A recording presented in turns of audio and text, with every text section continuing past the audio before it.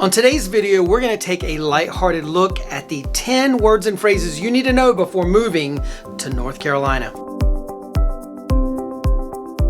Hi, I'm Chris Morton, real estate broker with eXp Realty in Raleigh, North Carolina, and today we're going to take a look at 10 different words that you need to know, that you need to educate yourself on about the right way of talking, the way we talk here in North Carolina. So, I am from North Carolina. Most of these I use on a regular basis.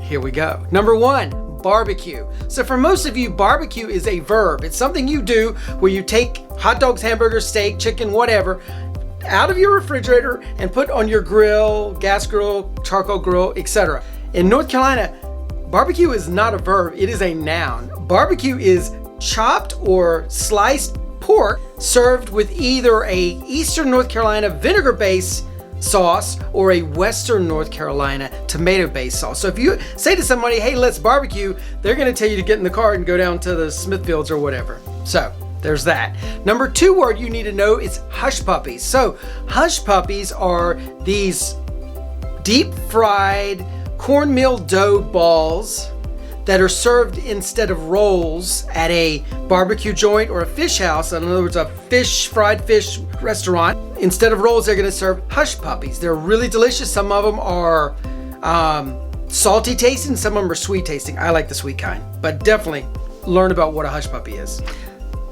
The number 3 word is actually a phrase, bless your heart. And this is not just North Carolina, although I do believe North Carolina takes this phrase to a new level of snarkiness. So, bless your heart has two meanings. The first meaning is concern for someone. So if someone like breaks their leg and you see them, you would say, Billy Joe, did you break your leg? Bless your heart. Meaning, I really care about you. I hope you're doing okay.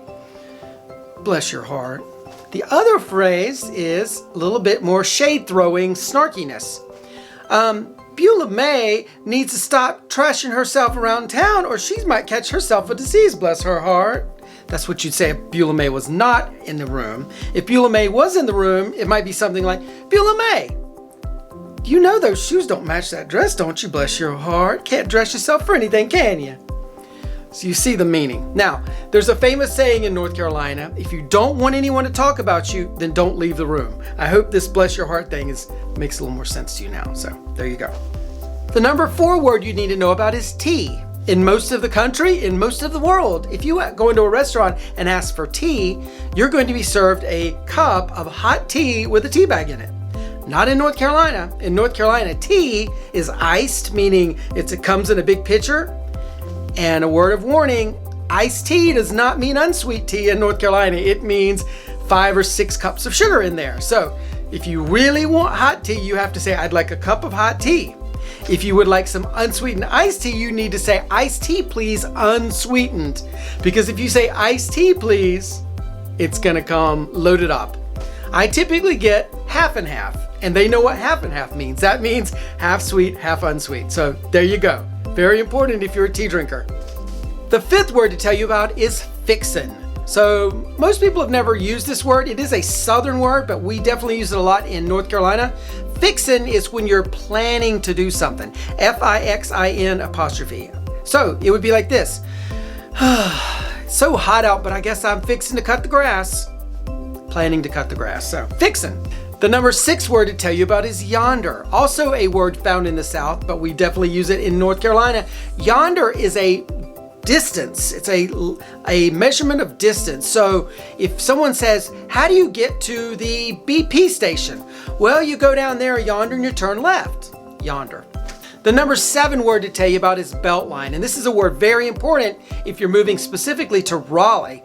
The Beltline is an interstate that cuts through the middle of town. Beltline, get it? Beltline? And it will allow you to get from point A to point B a lot faster than having to take the main backside roads, whatever. So Beltline is the I-440 corridor that you're going to want to take when you move to Raleigh to get from point A to point B.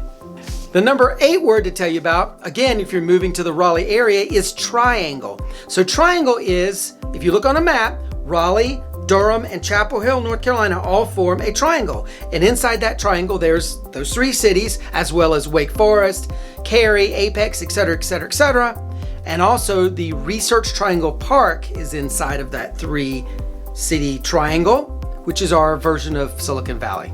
The ninth word to tell you about is Triad. So Triad is midway between the Triangle and the mountains. Triad is made up of 3 cities also. Greensboro, High Point, and Winston-Salem, North Carolina, form the Triad. So if you ever hear anybody talking about, I am thinking of moving from the Triangle to the Triad, now you know. And last but not least, the 10th word to tell you about is Cackalacky. This is a word that we only use here in North Carolina. It generally just is a different version of the word Carolina. So some people in South Carolina use it and they say South Cackalacky, but mostly North Cackalacky or just Cackalacky refers to North Carolina. So there you have it, the 10 words you need to know before moving to North Carolina. Thank you guys so much for watching. We appreciate it. Hit the like, hit the subscribe, and comment below if you have any questions. This has been Chris Morton. See you soon. Bye-bye.